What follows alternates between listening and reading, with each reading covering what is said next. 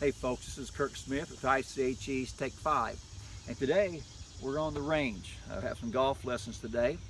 And we were talking yesterday about how much life, or golf, teaches us about life. And not just life, about homeschooling. We were sharing about our son's growth in golf and how his scores went from up here to a little bit lower over the last 3 years or so since he's had more lessons and been more focused on his game. And we were talking about how week by week you don't see much difference in the golf game. Really, you don't see much difference month by month.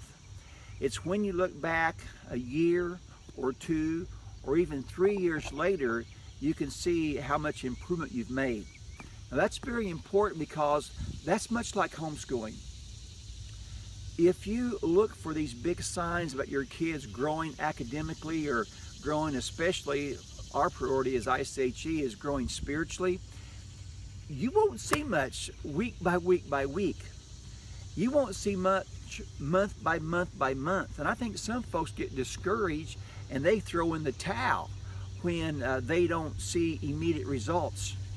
My son and I were just talking a while back. He played in a tournament several years ago and he did really poorly. He almost quit. He did so bad. He was just so frustrated. There are seasons like that in homeschooling where we don't see much change. Our kids don't want to do their schoolwork. Maybe they're lax in their devotional life. That's just part of the process. We can't grow weary in doing good. When you look back, not week by week or month by month, but when you look back a year or two, especially 3 or 4, that's when you start to see the difference in homeschooling. So today, don't get caught up and so freaked out about what happens week by week. Look at the long-term picture. Enjoy the journey.